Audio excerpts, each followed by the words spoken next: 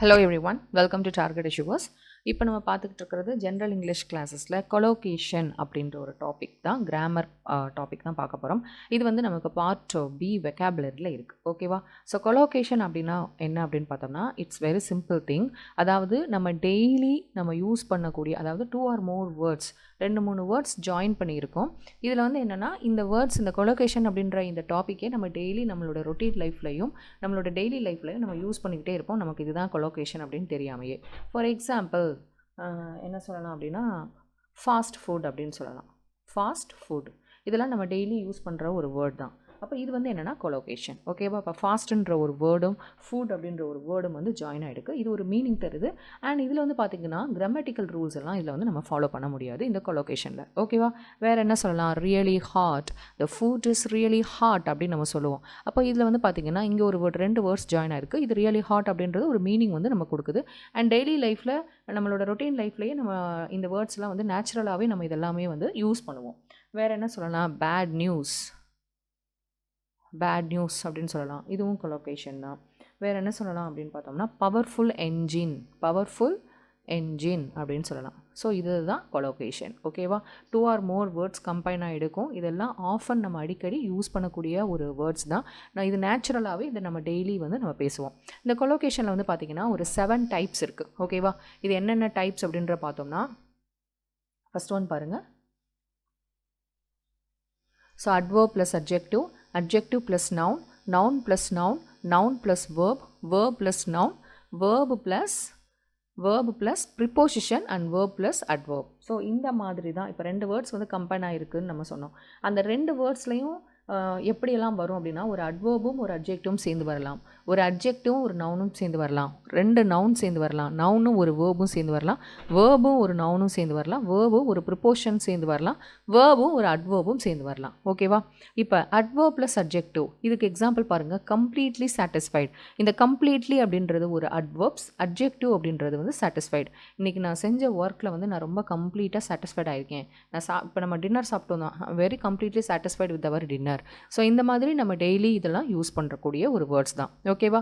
இப்போ adjective and noun அப்படின்னு பார்த்தோம்னா, எக்ஸ்க்ரூஷியேட்டிங் பெயின், எக்ஸ்க்ரூஷியேட்டிங்னா ரொம்ப வேதனை அளிக்கக்கூடிய ஒரு வலி அப்படின்னு நம்ம சொல்லுவோம்ல, அதுதான். அடுத்து சர்ஜ் ஆஃப் ஆங்கர். ஸோ கோவத்தோட அடுத்த ஸ்டெப்னு கூட சொல்லலாம், கோவத்தின் எழுச்சின்னு கூட சொல்லலாம். ரொம்ப கோவமாகிறது தான் வந்து surge of anger. Lions roar. இப்போ லயன்றது நவுனு, ரோர் அப்படின்றது வேர்ப். கமிட் சூசைட் அப்படின்ட்டு சொல்கிறோம். இப்போ கமிட் அப்படின்றது ஒரு வேர்பு, சூசைட் அப்படின்றது ஒரு நவுன்.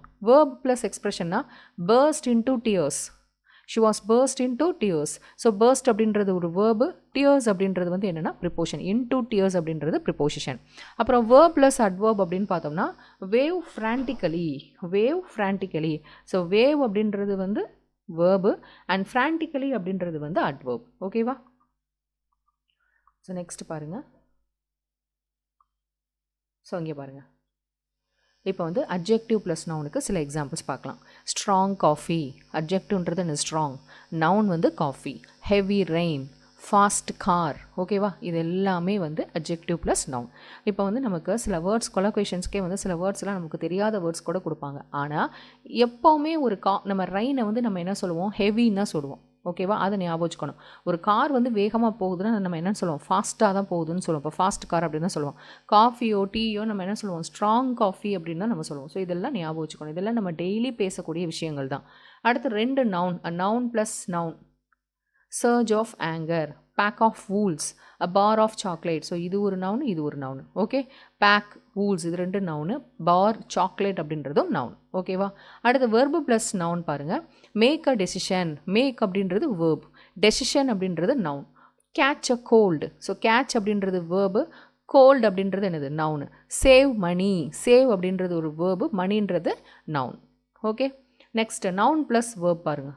லைன்ஸ் ரோர், லைன் வந்து என்னது? நவுனு, ரோர் வந்து verb. Birds sing, bombs exploded. இதெல்லாம் வந்து நவுன் ப்ளஸ் வேர்புக்கான எக்ஸாம்பிள்ஸ். அடுத்ததாக பார்த்தீங்கன்னா adverb plus adjective.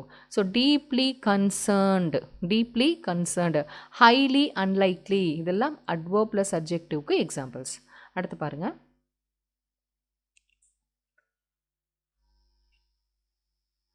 So next வந்து நம்ம verb ப்ளஸ் adverb பார்க்கலாம்.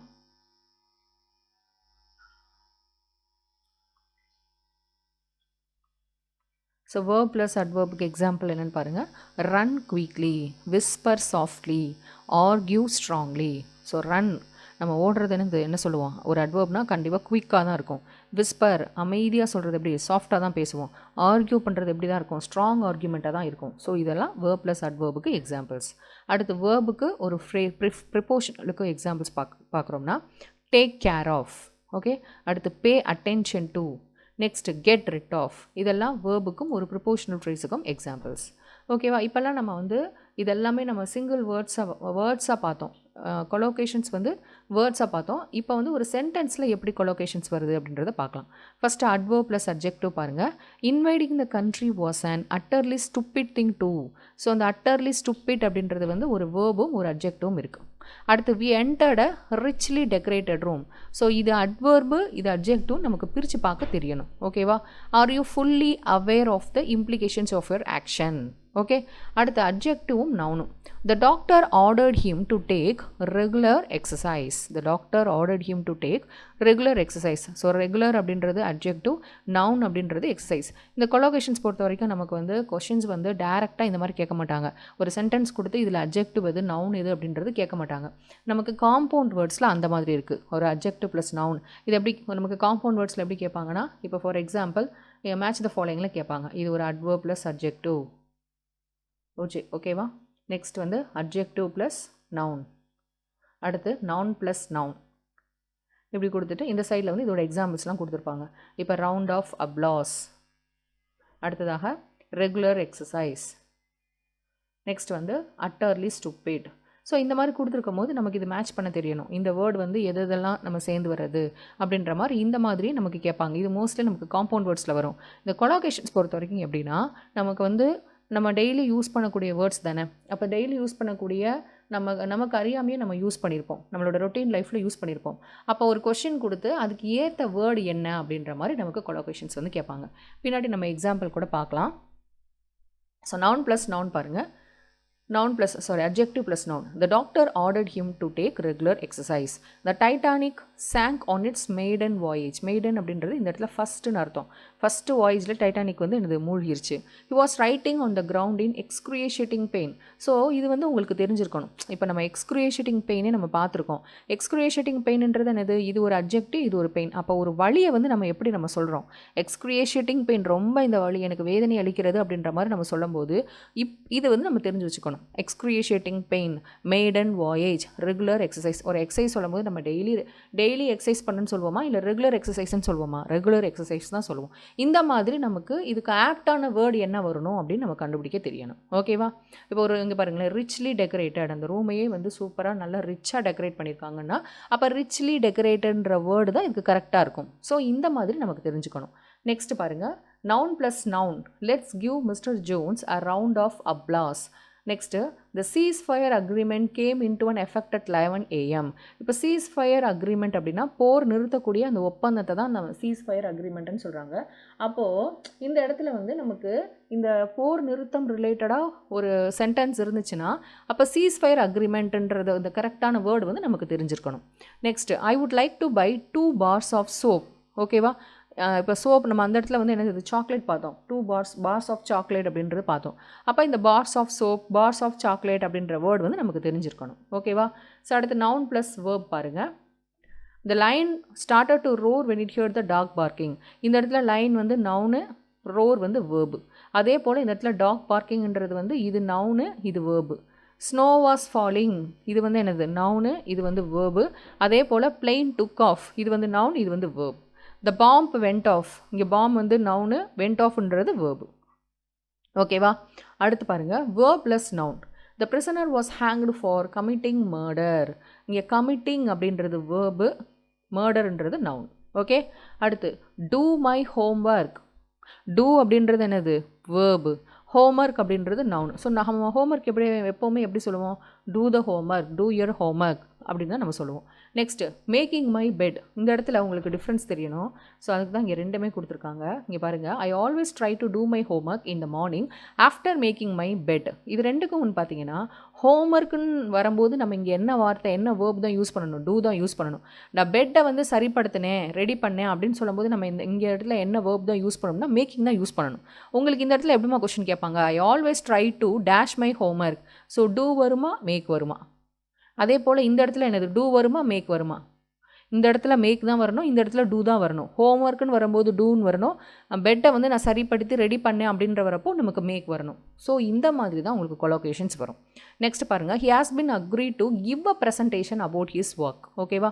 ஸோ ப்ரெசன்டேஷன் நான் கொடுக்குறேன் அப்படின்னா அவர் presentation he has been ask to give a permission about அவரோட ஒர்க் சம்மந்தமாக ஒரு ப்ரெசன்டேஷன் கொடுக்க சொல்லியிருக்காங்க. அப்போ இந்த இடத்துல என்ன வரணும், கிவ் அப்படின்ற வேர்பு தான் இந்த ப்ரெசன்டேஷனுக்கு ஏற்ற மாதிரி வரணும். ஓகேவா?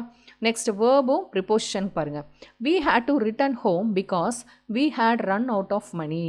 நாங்கள் என்ன பண்ணணும், we had to return home, வீட்டுக்கு திரும்ப போகணும். பிகாஸ் என்னது, எங்கள் மணி எல்லாம் முடிஞ்சிருச்சு. அப்போது இங்கே பாருங்கள், இந்த verb plus expression with preposition. இந்த had run அப்படின்றது வேர்பு, அவுட் ஆஃப் மணின்றது ப்ரிப்போசிஷன். ஓகே, இங்கே பாருங்கள், at first her eyes filled with horror. எப்போவுமே வந்து நம்மளோட கண்கள் ரிலேட்டடாக சொல்லும் போது ஒரு பயம் கலந்து பயம் அவளோட கண்களில் கலந்துருக்குன்றப்ப நம்ம என்ன சொல்லுவோம்னா ஃபில்டு அப்படின்னு தான் சொல்லுவோம். Filled with horror and then she burst into tears.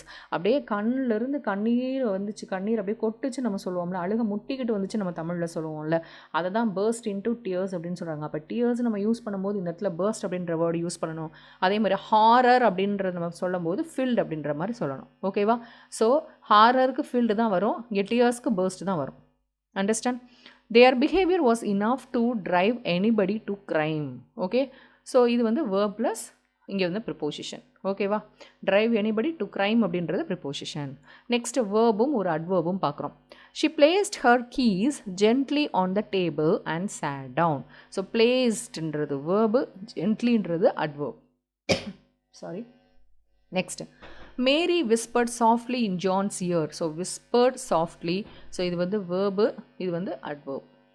Next, vaguely remember. இது வந்து எது, வேக்லி ரிமெம்பர்ன்றது இது வந்து adverb, ரிமெம்பர்ன்றது verb.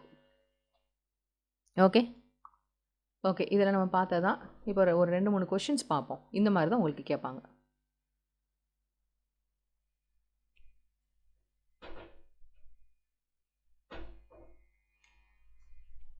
So first question பாருங்கள்.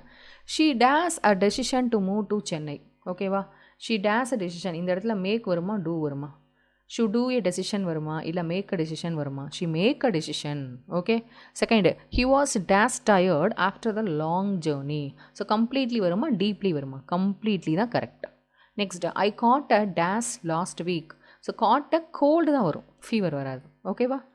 ஃபீவர்னால் I was suffered from fever அந்த மாதிரி நம்ம யூஸ் பண்ணுவோம். கோல்டு பிடிச்சிக்கிருச்சு அப்படின்னு நம்ம சொல்லுவோமா? சளி பிடிச்சிக்கிருச்சின்னு சொல்லுவோம். காய்ச்சல் பிடிச்சிக்கிருச்சின்னு சொல்ல மாட்டோம், காய்ச்சல் அடிக்குதுன்னு தான் நம்ம சொல்லுவோம் தமிழில். அதே போல் தான் கோல்டு அப்படின்றப்ப இந்த காட் அப்படின்ற வேர்டு தான் வரும். We need to dash attention to the teacher.